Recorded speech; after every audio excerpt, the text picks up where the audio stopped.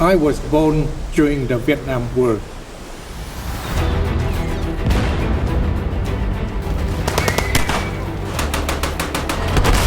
We also experienced a big storm. So many people perished in the sea because it's a tiny boat heading out to sea. Many boat people died on their journey. If I wake up tomorrow, I'm alive. God, save me. If you save me, I'll be a good boy.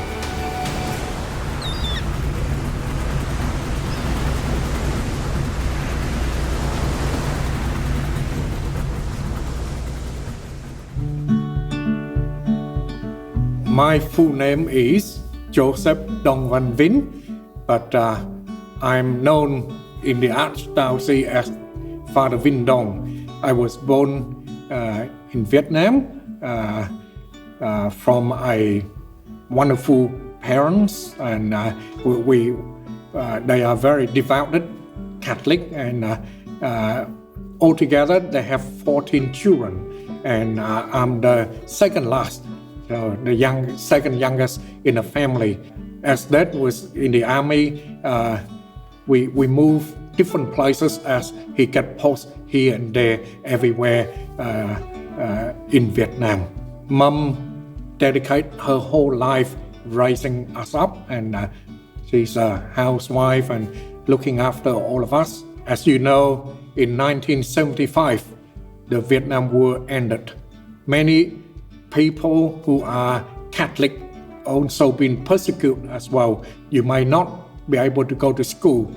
Perhaps you can go up to secondary school, but to go to university, to have a career after that is difficult. My parents decided that the better life for all of us, they would send us to escape out of Vietnam.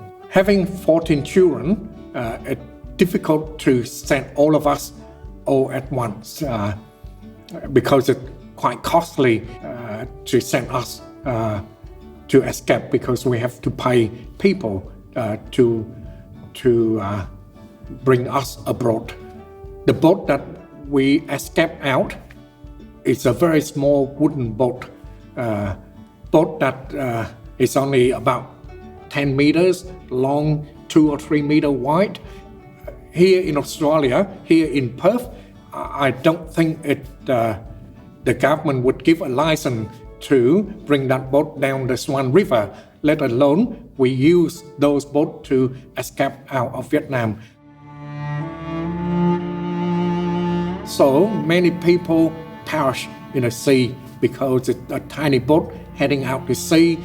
Many boat people died on their journey. Because of that factors, my parents would not see all of us. Perhaps the boat capsized, died, whatever, and all of us would be gone. So they decided to send us one by one at a time.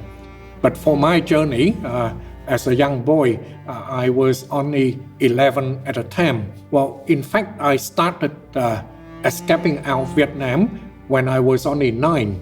It took me 14 times to escape. Many times we would go into the bush and hide, and then at night time we would go and escape. But many a time we've been found out, and so we just disperse and go home and try again. So there's so many attempts that I have to try.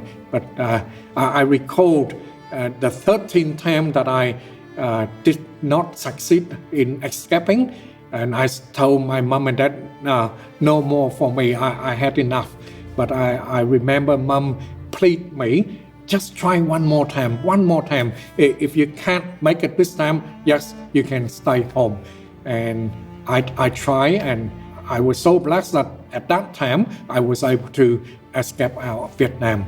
The boat that I was on, as I said, was a wooden boat, and it's very small.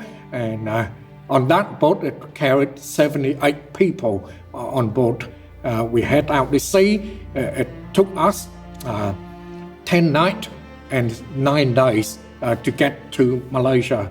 On our way, we ran out of food, we ran out of water, and we also experienced a big storm on the 7th night. And I recall one of the lady was sitting next to me and said to me, "We are experiencing a big storm here. We might not survive the night. What's your religion? Pray to your God." And I said to her that I already pray. And if I wake up tomorrow, I'm alive. I said, "God, save me. And if you save me, I'll be a good boy." And when I said that, save me and I'll be a good boy, meaning that I would like to dedicate my life to serve God and to serve God's people. So that was my prayer. I went to sleep that night, and then the next morning I awoke, and the sea was as calm as anything. And it took another 2 more days before we reached Malaysia. While I was in Malaysia camp, and I thought about my prayer to God that I'll be a good boy without parents, without anyone telling me what I need to do. But I realized that I need to be faithful to what I have bargained with God. Save me and I'll be a good boy. So I go to church every day. The priest at the time said, "Oh, you can be an older server." Since I was 11 at the time, a perfect age to be an older server. So I served for him. He was a French missionary priest. His name was Father Simon, which means in English is Father Simon. And so I get to be an older server at the time, and I see that he worked very hard for the Vietnamese refugees at the time. Many people would come to him and ask him to help with all the application to go through, whether Australia, America, Canada, France, Germany, whatever. He would help them with all the paperwork. I see he worked so hard. When people come and say, "Oh, Father Simon, we've been accepted by, say, Australia, America, whatever," they were happy, and he was so happy for them as well. I see in that joy of Father Simon that he helped other people. And I thought to myself, maybe when I grow up, I'd like to be like him. As I said that I'll be a good boy. I'll serve God and other people. So my vocation as a priest started from my journey out from Vietnam, from that little wooden boat, and then meeting Father Simon in a refugee camp, and seeing how he helped other people. And I like to do that when I grow up.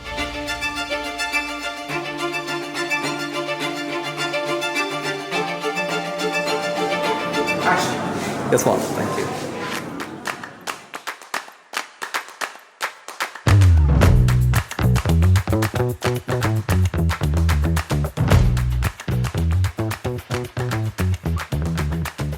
I never dreamed of being a priest. But then there was one day, I recall in year 10, where we go for work experience for 2 weeks to see what is it that you want to do for your future. And then the thought of becoming a priest come back to me. And I thought, let's go for this work experience. And so I said, I'd like to be a priest. And so they sent me to Monsignor Keating because he was my parish priest at the time. And so for that 2 weeks, every day in the morning, I go to the parish and serve mass for Monsignor Keating, and just to learn a bit what it's like to be a priest here in Australia when I grew up. And so I had a good time. Monsignor Kidding was very kind and share his experience with me, and I come to love it, and I said, definitely when I finish secondary, when I finish high school in year 12, I'll join the seminary. I have an interest in the Redemptorists, so I contact the Redemptorists, and I went over to Sydney and just to know, find out a bit about what is it like to be a Redemptorist priest. But while I was there, my parents also arrived from Vietnam to Perth, and it was like after 10 years or so that I haven't seen my parents since I left Vietnam.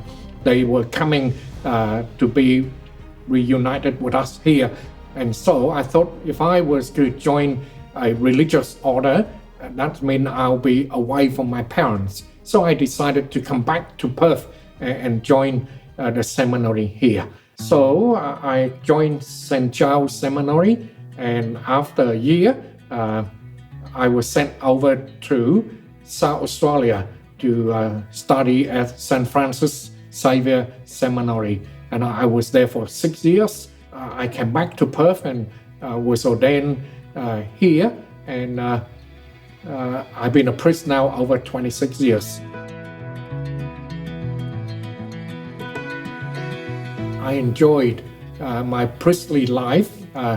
Just like Father Simon, I see the joy and the happiness when I am with the people of God.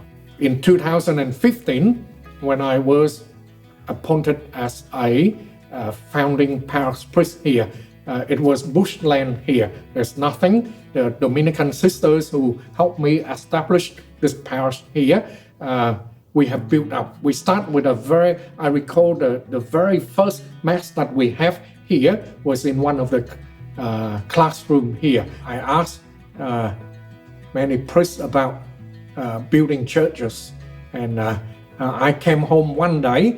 There was 2 priest advice that really stick in my mind. One say is that build a church and you have the people, and the other one said build a community. When you got people, you have the church. I came home and I asked myself, do I have a chicken or do I have the egg? And I said to myself, I neither have the chicken nor the egg. And so I decided to build both, the community as well as the church at the same time. And the wonderful support of the Dominican sisters that help us here building this beautiful community also help a lot with the fundraising. And as we do the fundraising, we experience there's so many generous people that not necessarily from this parish, but it's all over the world. They heard about our church building here, and they all help us. And so I thank God for them. And this is really what a Catholic church really means. The word Catholic means universal. So no matter where we are the people of God. I really thank God for the people support our church here. As you can see, all these beautiful church will not be here. Every week I see new faces coming in. You know, as I said, we start with a dozen people. It grew to 100, 200, 300, and now it come to 400. So, and it's only 2 months old. So we hope that there'll be more people that will come to our church here.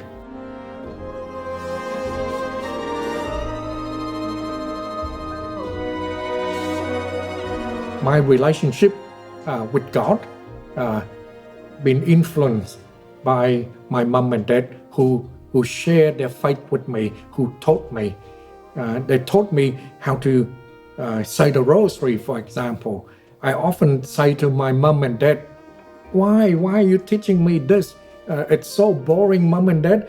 You know, Hail Mary, full of grace. Can we just do one and say the same, and then finish quickly so I can go and play soccer or something? But it's only now I pray in such a way that I can meditate on the different mystery of the rosary. And I often share with people the rosary is a summary of the entire Bible. I remember one day I said to my dad, "Dad, you know the word Bible in English, you know what it means?" And he said, "Yeah, you tell me, I don't know English." I said, "You know, word Bible, Bible, it's basic information before leaving earth.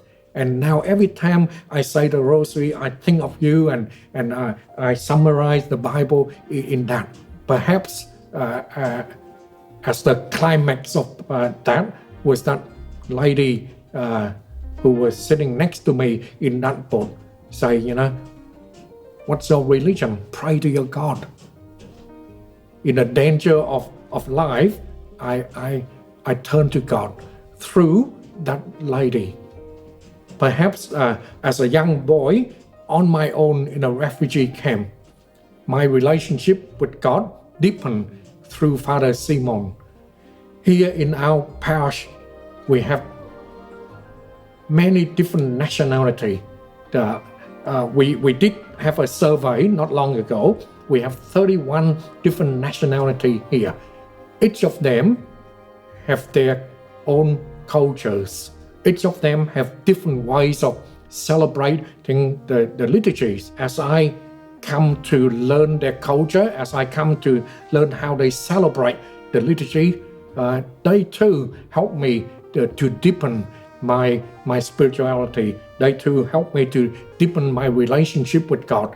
There's not one way of establishing a relationship with God, but there are many different ways, and people helping me to deepen my relationship with God too. I also do other things apart from sacraments. I do social things, and one of the social things that I have been doing for the last 26 years is to support an orphanage in Vietnam.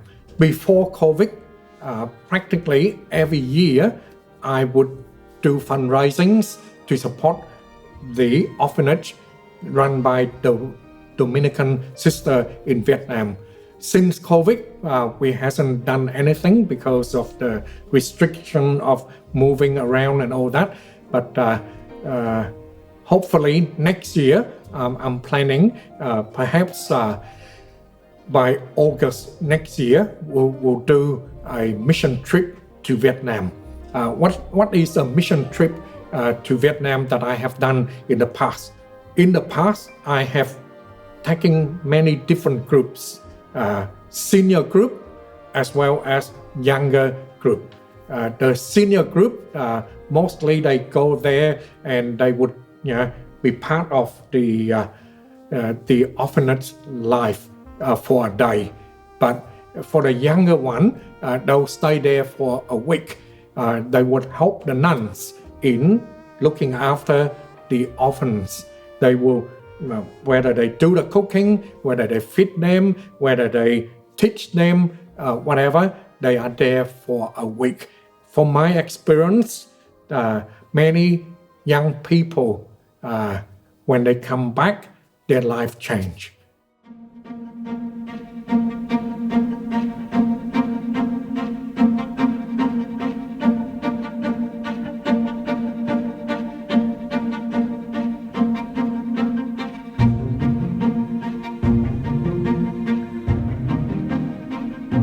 It has been over 40 years now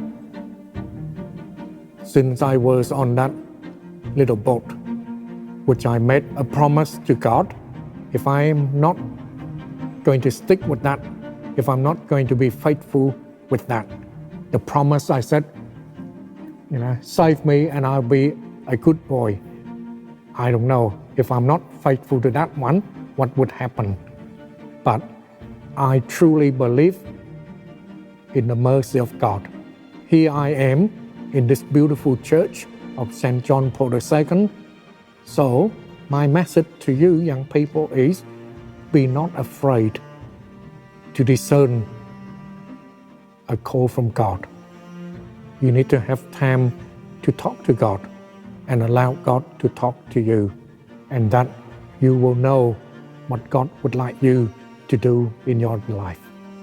And I pray that I will truly be faithful to that promise that I have made, to be a good boy, that is, to serve God and to serve one another.